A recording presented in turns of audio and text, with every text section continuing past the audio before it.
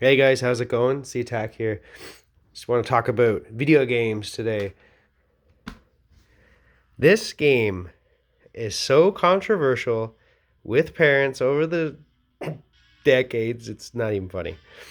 Now, this is for the PlayStation 1, and it's the well-known titled Grand Theft Auto. And this is Grand Theft Auto 1. Um, we got it when we got our PS1. This version came out on the PlayStation. It's the greatest hits, so it actually came out a year after. So it was kind of weird because it was through the wars between, the Dreamcast and the PlayStation, and PlayStation 2 coming out. So Grand Theft Auto 1 and 2 were re-released as greatest hits. Um, this is a copy I've had since I was a kid. I love it, and it's amazing. Uh, Last year, no, year before, picked up missing the front case. I have to print one off. The Sega Dreamcast version of Grand Theft Auto 2. And honestly, I like 2 better than 1. I mean, 1 is great, but they add features in 2, which they needed in 1. This came out on the computer too. A lot of my friends played it on the PC. I was a console guy and a PC guy. I just preferred this on console. These 2 games were both overhead view, looking down at a little tiny character. Did they show a picture? Yeah. So this was like, that's the cars.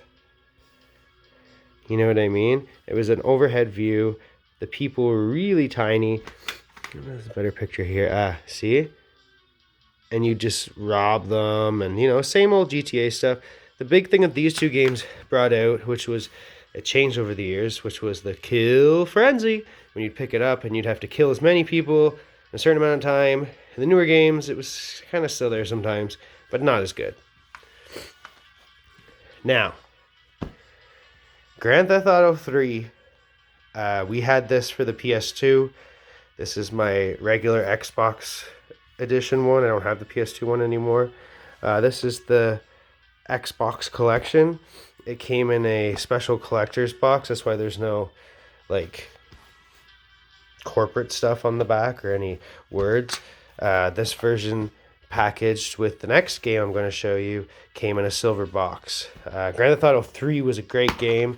It was the first time you weren't doing an overhead view, and it was more of a 3D aspect, and it really took advantage of the console's graphics. I still have the poster, and see, look, here's the book. See, that's what it would have looked like. So it's a great game, and I mean, it's interesting because the character doesn't speak like the other Grand Theft Autos come out after it. It's definitely a stepping stone in the modern era for Grand Theft Auto, that's for sure. Next, which technically is number 4, but not, came out after 3 and was packaged in this box. My favorite, Grand Theft Auto Vice City. These games were supposedly taking place in the 90s, you know what I mean? And that was really fun and whatnot. But this game took you back to the 80s. And they also did a spin-off one, which they did, I think, on PSP they did it, called Vice City Stories. I think it also might have came out for Game Boy, I can't remember. This game is great. The main character, Tommy Vercetti, is voiced by none other than Ray Liotta. So they finally gave the lead character a voice, and with the passing of Ray Liotta lately, it's, it was basically like Miami Vice meets Grand Theft Auto. It was awesome. I have the book here. I also have the poster, but it's away somewhere else. As I said, it's my favorite game, so it's not in this case, but I do have it. So technically, not number 4, but it was their number 4. Interesting fact, Vice City Stories, I remember I played it on my brother's PSP, and Phil Collins is in it, so that's kind of cool too. After Vice City, everybody knows this one. This was another one I had for PS2, and I also have it for Xbox 360, and it's the Platinum Hits version.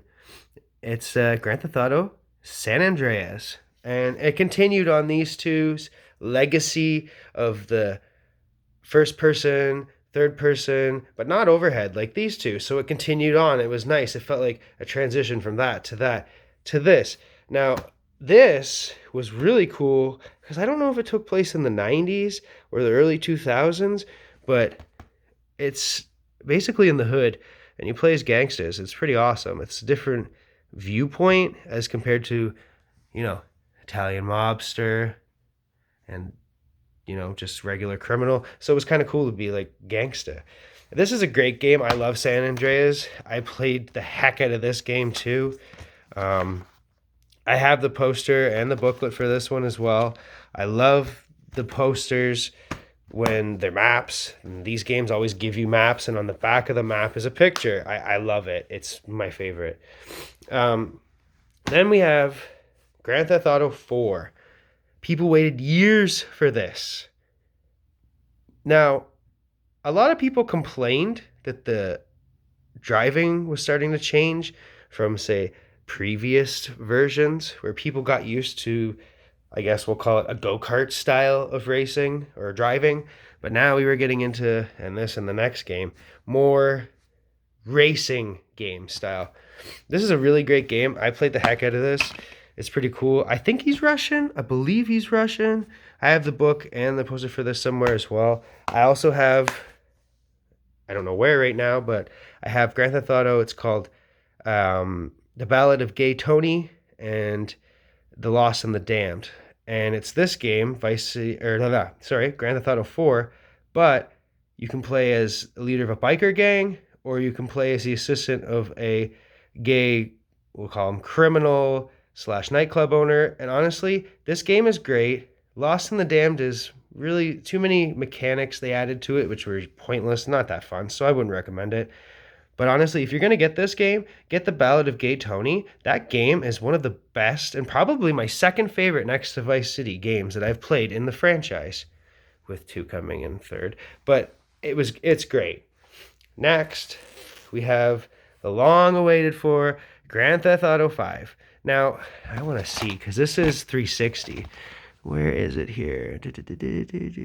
This game has been redone so many times that people make fun of it online about all time. 2008 to 2013, 2000. Yeah, okay. So early 2000s, this came out, and we're in 2023, and they're still re-releasing it. Like, everyone was waiting for GTA 6. Instead, we got a repackaged version of 5 on all the new consoles, like the Xbox Series X or the PS5, which is bullcrap in my opinion. This is a great game. This was the first time, compared to all the other games, where it was 1 disc.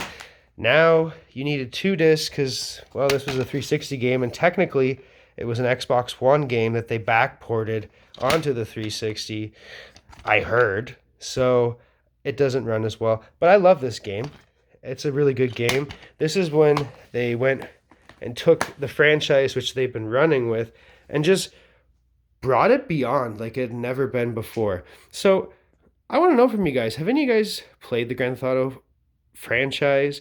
Do you like it? Do you dislike it? Do you remember the controversy with parents then and even still about the violence, sex, drugs, and everything? Give us a thumbs up if you like the video. Don't forget to leave us a comment below about if you've played any of these games, or if you didn't, if you like it, don't. And don't forget to subscribe.